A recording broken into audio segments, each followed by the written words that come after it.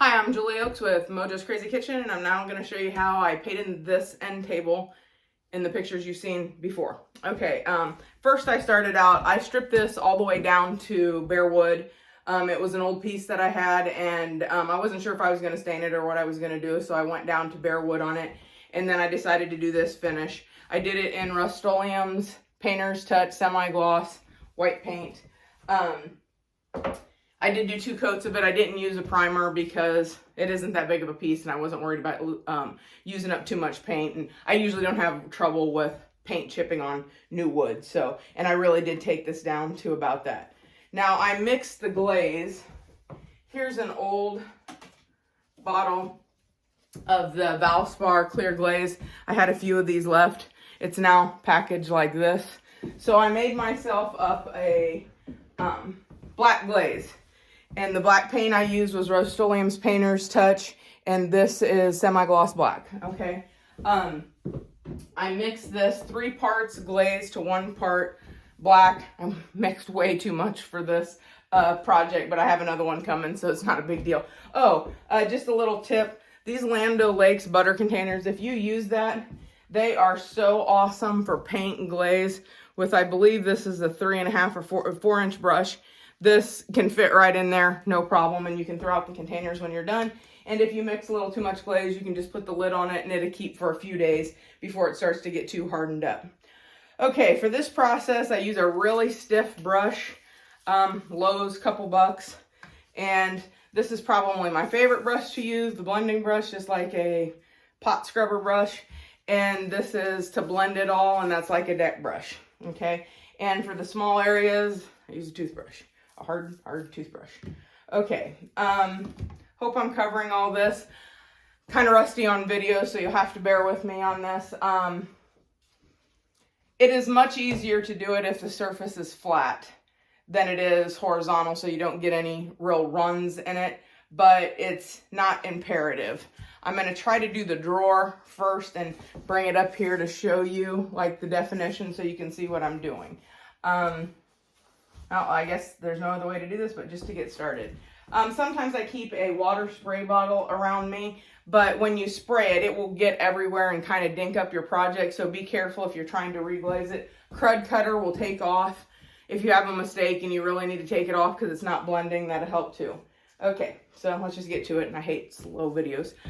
Here's the 3 parts glaze, 1 part paint mix. Okay.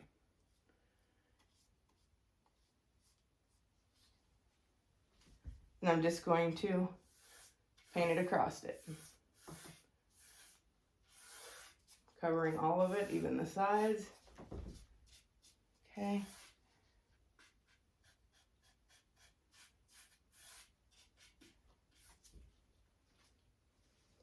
And that's what it looks like. It's a very watered down version, if you can see that. And that brush was a little stiff because I've used it in another project. And so, well, you're going to kind of get the idea here. First, you're going to have to play around with the technique you want. That's all I can say. All right, so I brush across it, but can you see? That kind of gives you the deep grain effect. I'm doing it up here on the top. Don't push super hard. I mean, you don't want to rip off anything. Can you see the, I hope you can. It looks like it from here. You get kind of some of your glaze marks in there. Now I'm going to try to make them real straight. It was hard to do that with it being up. Okay. Then I use this little gadget. Okay. And I try to go. And that puts like a finer grain, if you can see that. This is so hard to hold this and show you. Because I kind of want some of the white to bleed through, but I also want it to look like it's like a gray stripe. That one's bad on the bottom there. All right, I'm going to have to work on that part to blend it out more, but can you kind of see that? Hold on here. And I don't want this to be too heavy in color. Okay, then the blending brush. Well, let me get all the sides kind of complete here. All right. Show you more. Can you see that okay? Okay. Then I kind of got a deep scratch in here. kind of work with it here just a little. And I don't want this to be too dark, so I'm working the product because I'm going to put an antique glaze over top of this as well. Now, when this dries, it actually doesn't look too bad as is, but I am going to take the blending brush through it. Okay. It gives you almost like a wood grain look in the black lines, but some gray is bleeding through now. Then I usually use the deck brush and I blend it through even a little bit more. That would make it real light in color. If you see that? Now sometimes that takes off more than what you want and you want to put a little bit more of a grain back in it. And you definitely can, or you could add more black or whatever you want to do. Now that's a little bit too fine for me, so I'm going to redo it. I wanted just a little more. Like I said, you got to kind of work with this. Now, hopefully I kind of get my feel for this figured out here real soon. Because I don't like to overwork a project too much. You have a tendency to mess it up. And because I'm doing a video, I try to be informative, and sometimes I'm not paying as much attention to what I'm trying to do. Okay, that would give you some real distinct looks if you like that more of a rustic. I don't want it to be that dark like I said before. And because the deck brush isn't already have a little paint in it, it's taking off more of the finish than I wanted it to. I'm almost there.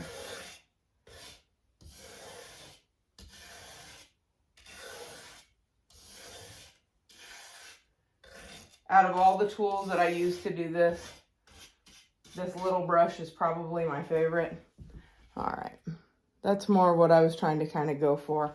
I'm going to blend off the sides just slightly. Yeah, it's really pulling the excess paint here. When I did a big project, that would get soaked so fast that it would make it nice. So I'm just going to kind of work it with this only.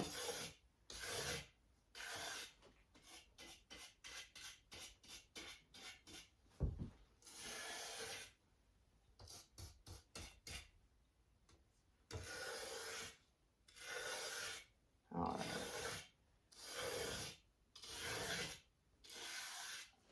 All right, I think I'm okay with that. That's a little too white for me. You can do that. I have a tendency to overwork stuff, obviously. And because I want it blended a little bit more and that deck brush isn't working the same on this small project, I gotta kind of go as I want. And I can feel this splashing a little on my arm, if you can see that, so be careful. And on the camera, I think you can almost always see it better. There we go. There we go. Okay. That's pretty much what I wanted it to do. Now on the sides here, I'm going to have to kind of work in small sections. I don't want to be able to see that line on them. So I'm just going to kind of brush it down a little once I get it pulled down.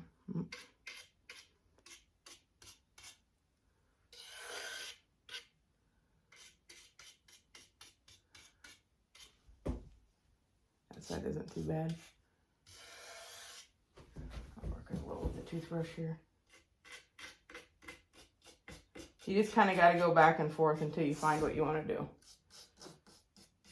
All right. Now, this has a very gray appearance. Obviously, it's white and black paint. So I'm going to set this aside and let this dry.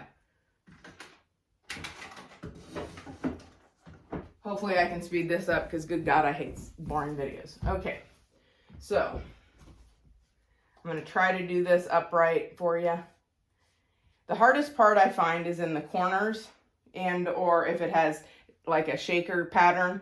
It's kind of hard to, because you always push the paint to the outside and then it wants to collect there. And that's what I usually use the deck brush more for as far as the blending goes back. But I'm going to start kind of in the middle here with the glaze. and not try to leave too much on the edge already.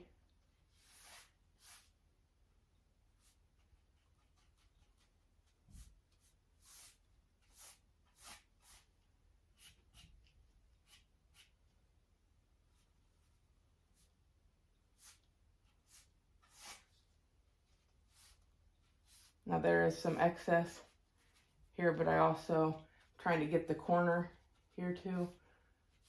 All right. Glaze is supposed to give you a little more working time. You can take it off a little easier too. Just a little.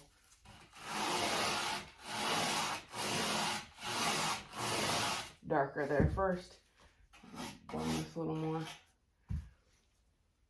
And that was the problem I was always kind of having on the other ones. That's what makes it nice with the little brush. You can kind of get in there a little better. So you don't have a globby mess, but you want to work that out right away too, so you don't have like start and stop lines. Because see, when you stop, you throw the glaze into one corner. Because I want the corner covered.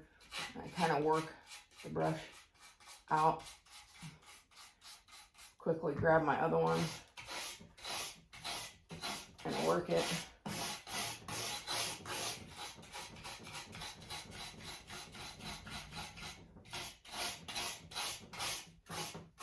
Get it to blend.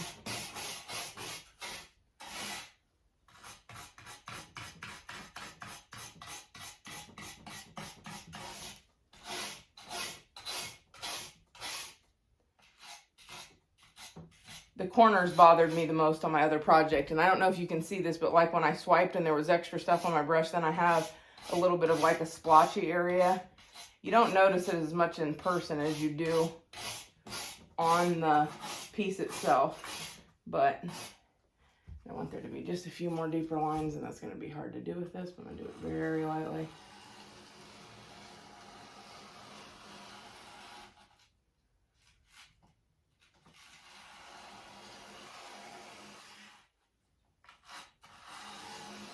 Too dark. If you have a really grippy bristle, you may get a deeper scratch.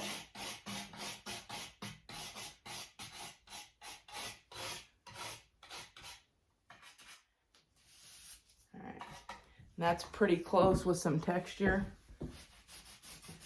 Just gonna rub that down a little bit so when I start, I don't have a glob of stuff there already, if you can kind of see that.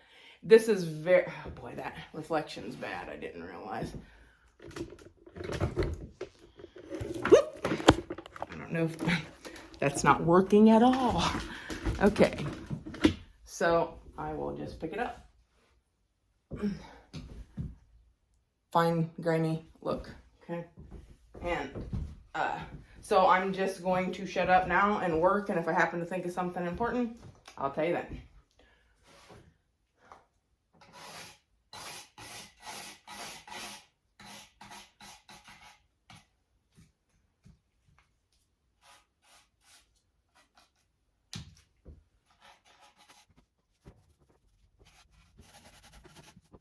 Okay, it's been a few hours, but some areas are still just a little tacky, but I'm going to run out of natural lighting here to show you. I made this drawer, I scrubbed it a little bit more in the center and tried to make it a little bit lighter there. I don't know if you can see that. I'm trying to get the grain up there close so you can kind of see it a little darker on the edges. I did the same thing on here to kind of get it to match. I'm going to do the same thing with the glaze. This is Valspar's Antique Glaze.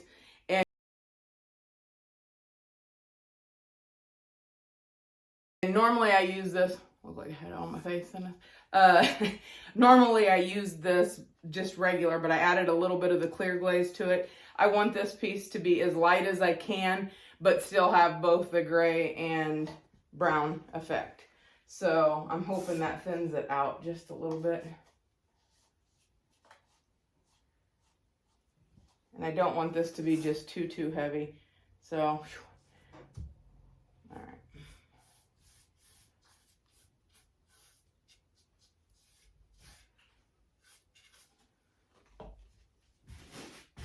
cleaned off my tools.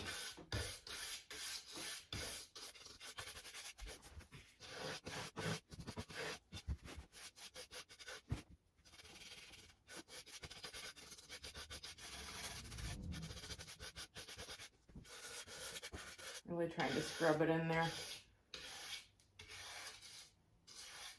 I wish I could keep this even just a little bit lighter than this, but this is about the color that I have there now. Now it has the browns, the grays, the blacks. There's not really much white that bleeds through anymore, but it doesn't seem to me that you have to have a color to start. Just the white and black is good enough.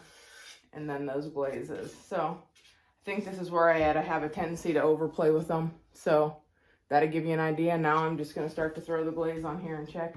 When I put this up there, I can see more of a dark line going through it, but I can't overly see.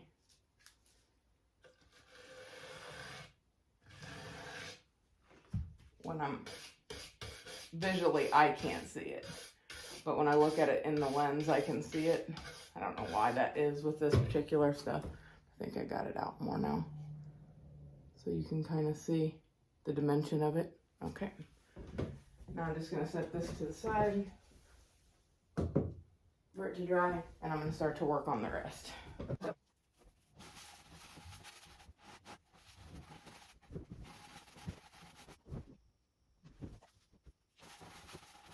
Okay, I forgot to do the final video, but this is what the stand looks like when I'm done. I just did the top with a walnut stain over top of the pine. After that was all stripped. Same thing with the shelf down there. So hopefully you get an idea. You can see once what it all looks like. I'll bring it up close, the finish. The knob I got at Hobby Lobby. So that way you can see it. And I top coated it with Minwax polyacrylic satin. I think that's correct. Either that or matte. I think it was satin though. Okay, and that's the piece and how it's finished. Hope you found this video informational. And if you do, remember to like and follow. Thanks.